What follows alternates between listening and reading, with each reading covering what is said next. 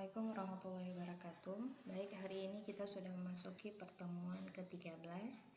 Nah, sebelumnya Anda sudah belajar dengan Pak Rahmat Fitra tentang fungsi kompleks, dan hari ini masuk dengan Ibu tentang fungsi elementer. Jadi sebelum Ibu bahas tentang fungsi elementer ini, Ibu akan mengulang sedikit tentang bilangan kompleks ya.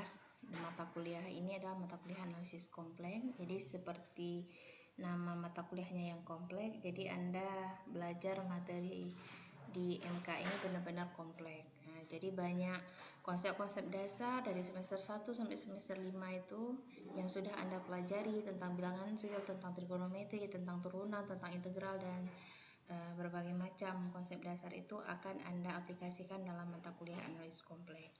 Jadi sebenarnya teori analisis kompleks ini tidak susah kalau Anda punya konsep dasar matematika yang kuat. Tapi jika sebaliknya, Anda akan mengalami kesulitan karena konsep dasarnya yang belum kuat. Jadi bagi yang sudah lupa turunan, integral, aljabar biasa seperti itu, Anda banyak mengulang lagi di rumah ya.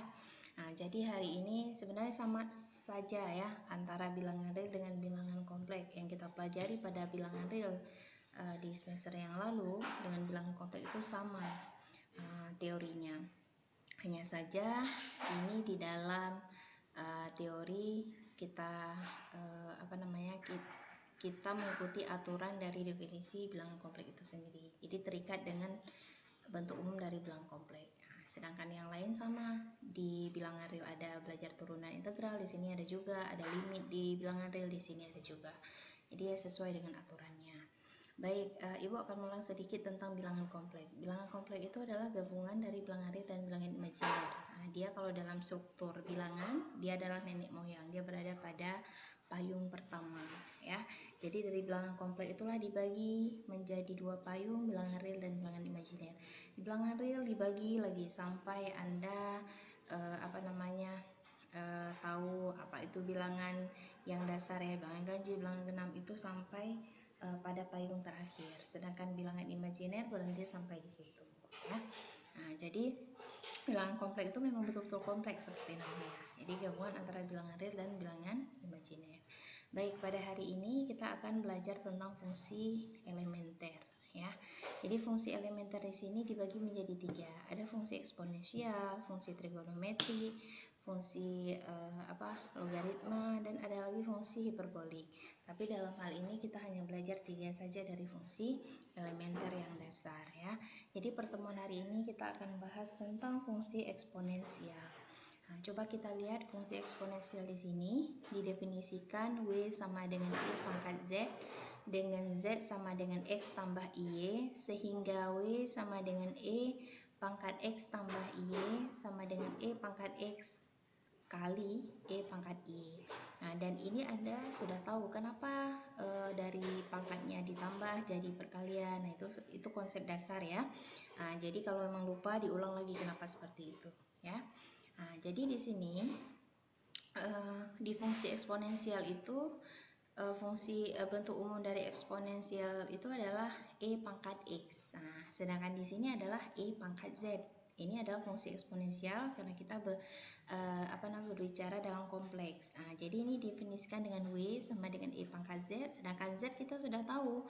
Z itu adalah definisi dari bilangan kompleks di mana Z itu adalah X tambah Y, di mana X itu adalah bilangan real, sedangkan Y itu adalah imajiner. Dan Y itu Y di sini tidak boleh sama dengan 0, karena kalau dia sama dengan 0 apa yang terjadi di sini? Otomatis I-nya menjadi I kali 0, I kali 0, 0, sehingga Z sama dengan E. Jadi hanya bersisa bilangan real, jadi tidak berbentuk lagi bilangan kompleks. Jadi syaratnya AB adalah anggota bilangan real ya. Nah, AB di sini adalah koefisien dari si X ya. Maksud Ibu XY-nya itu adalah bilangan real ya. Sedangkan I itu adalah imajiner, di mana Y itu lebih dari di mana Y itu tidak boleh sama dengan 0 ya. Sehingga W sama dengan E, karena tadi pangkat Z itu tadi adalah X tambah Y, jadi kita gantikan ya. Oke, kemudian kita ubah karena ini pangkatnya tambah menjadi perkalian E pangkat X dikalikan dengan I Y. Jadi ada suku real dipisahkan, ada suku imajiner I ya, itu imajiner, Y itu adalah bilangan real. Nah, jadi sama dengan E pangkat X. Nah, kok tiba-tiba menjadi cos Y tambah I sin Y? Nah, Anda kan sudah belajar tentang bentuk polar atau bentuk kutub pada bilangan kompleks. Jadi bilangan kompleks itu bentuk umumnya itu adalah Z sama dengan X tambah Y. Bisa kalau kita jadikan ke dalam bentuk kutub atau polar itu sama dengan cis. Cis theta kan. Kalau Ibu singkatnya cis theta. Apa itu cis theta? Cos theta tambah I sin theta. Nah, kalau ini X tambah Y berarti cos X tambah I sin Y. Nah, jadi seperti itu. Jadi karena ini adalah eksponensial, jadi kita harus mengubah ke dalam bentuk polar atau kutub. Makanya E pangkat X-nya tetap, sedangkan E pangkat Y itu adalah cis Y. Nah, cis Y. Apa itu cis Y? Cos Y tambah I sin Y. Jadi dibilang cis itu adalah disingkat. Huruf pertama cos itu kan C, huruf ada I, nah, ada I imajiner itu, kemudian huruf pertama dari sin S, jadi disingkat cis Y. Y itu adalah sudutnya. Nah, bisa saja cis theta, bisa saja cis X, itu tergantung nanti ya. Mudah-mudahan bisa dipahami. Kalau memang masih bingung bisa langsung ke komen ya. Komen di kolom komentar OpenSimK atau bisa juga langsung japri Ibu ya secara pribadi. Jadi E pangkat I itu adalah bagian imajiner. Jadi E pangkat I itu kita ubah menjadi cos Y tambah I sin Y, yaitu bagian kutub ya, dalam bentuk kutub. Oke, jadi itulah definisi dari fungsi eksponensial. Nah, jadi seperti sifat-sifat fungsi eksponen biasa, pada bilangan kompleks juga kita mengikuti sifat-sifat fungsi eksponen yang sudah kita pelajari. Nah, hanya saja ini kita terikat dalam aturan kompleks. Nah, jadi sifat yang pertama adalah E pangkat Z1 dikalikan E pangkat Z2 sama dengan E pangkat Z1 tambah Z2. Nah, ini Anda sudah tahu ya. Bagaimana kita membuktikannya? Nah, ini yang pertama Ibu jelaskan, misalkan E pangkat Z1 ya sama dengan E pangkat X1 ya. Nah, dikalikan dengan cos Y1 tambah I sin Y1 cis Y. Itu dari mana? Dari definisi tadi. Nah, dari definisi tadi kalau E Z1 berarti kan E pangkat X tambah Y. Jadi X tambah Y itu kalau didefinisikan langsung hasilnya menjadi E pangkat X cos Y tambah I sin Y. Nah, jadi langsung kita misalkan di sini ya. Nah, ini kita lihat variabelnya, oh ini Z1 berarti ini X1, ini Y1, Y1. Oh, kalau Z2 cuman kita ganti aja indeksnya ya. Penomoran di bawahnya. Nah, setelah kita misalkan ini, kemudian kita ingin membuktikan bahwa ruas sebelah kanan sama dengan ruas sebelah kiri. Jadi yang kita buktikan adalah ruas sebelah kirinya. E pangkat Z1 dikalikan E pangkat Z2. Jadi kita tinggal substitusikan aja yang kita misalkan di atas. Nah, ini yang disubstitusikan dikali dengan E pangkat X2 dan seterusnya. Setelah itu kita gunakan aturan aljabarnya. Nah, E pangkat X1 dengan E pangkat X2 itu kita kelompokkan di luar ya, karena dia perkalian makanya pangkatnya jadi tambah. Jadilah dia E pangkat X1 tambah X2, buka kurung, kemudian cos gitu juga. Ini Y1 Y2. Nah, kita buat dalam bentuk ini. Ini tambah I sin Y1 tambah Y2. Nah, ini kan aturan pengelompokan ya. Nah, balik lagi ke trigonometrinya nanti. Nah, jadi E pangkat X1 tambah X2 dikalikan dengan E pangkat I. Nah, berarti ini kan cis theta yang Ibu bilang tadi. Cis theta atau cis Y itu adalah cos theta tambah I sin theta. Jadi kalau ini cos Y1 tambah Y2 tambah I sin Y1 tambah Y2, maka kita singkat, kita ubah bentuknya menjadi E pangkat I. Nah, dalam kurung Y1 tambah Y2, karena sudutnya itu adalah Y1 tambah Y2. Nah, seperti definisi yang di atas tadi. E pangkat Y kan jadinya apa? Cos Y tambah I sin Y. Berarti kalau E pangkat E pangkat ini tadi E pangkat I jadinya cos Y tambah I sin Y. Sedangkan ini kan prosesnya sudah menjadi dalam bentuk kutub. Jadi cos Y 1 tambah Y2 dan seterusnya. Jadi kita ubah lagi ke bentuk semula. Jadinya kalau cos Y tambah I sin Y, E pangkat I. Kalau ini berarti jadi E pangkat I buka kurung Y1 tambah Y2. Nah, karena sudutnya itu adalah Y1 tambah Y2. Nah, setelah itu E pangkat X1 tambah I1 dikalikan E pangkat X2 tambah I2. Nah, ini artinya apa?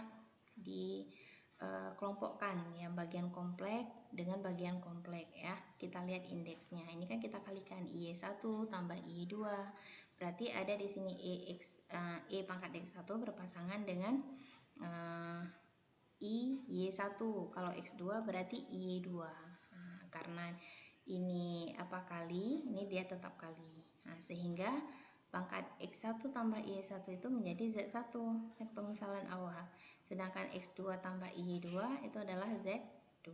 Balik lagi ke bentuk umum bilangan kompleks. Terbuktilah bahwa E pangkat Z1 tambah Z2. Oke, seperti itu ya. Mudah-mudahan bisa dipahami.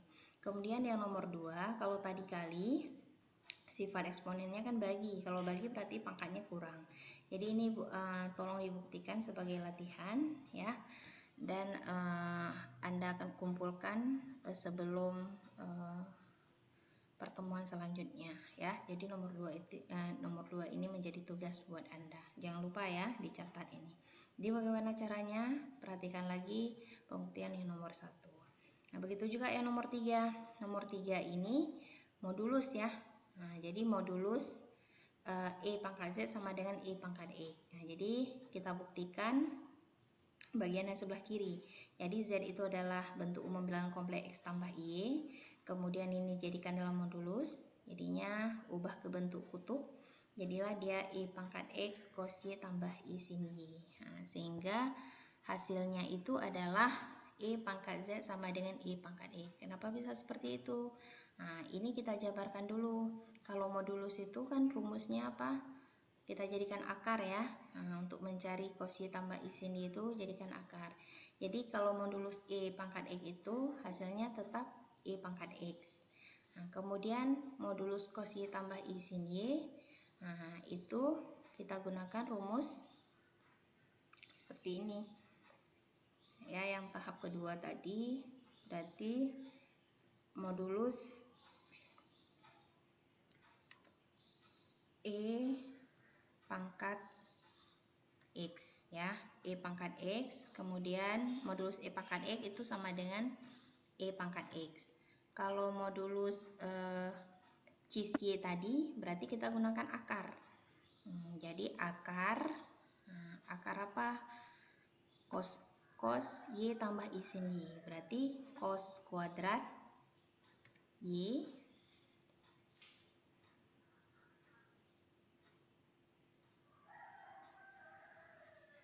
jadi cos pangkat 2Y ya.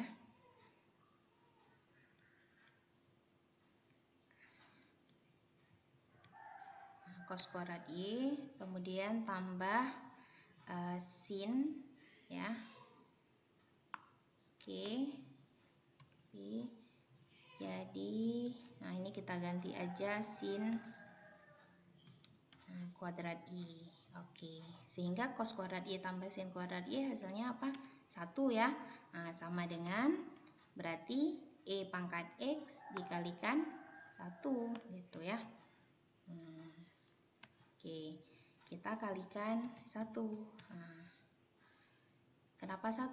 Karena cos kuadrat I tambah sin kuadrat Y itu kan identitas trigonometri. Hasilnya 1. Akar dari 1, 1. Nah, sehingga sama dengan E pangkat X juga. Nah, sehinggalah terbukti sifat yang ketiga ini. Makanya modulus E pangkat Z sama dengan E pangkat X. Ya, seperti itu. Kemudian poin keempat seperti itu juga. Jadi tolong diikutin pembuktiannya ya. Yang kurang jelas bisa ditanyakan. Demikian untuk materi pertemuan hari ini. Diulang kembali. Dan Ibu ingin Anda itu bisa membuktikan sebuah sifat-sifat dari fungsi eksponensial untuk lebih mengasah kemampuan matematis Anda ya. Minggu depan kita akan masuk ke fungsi elementer yang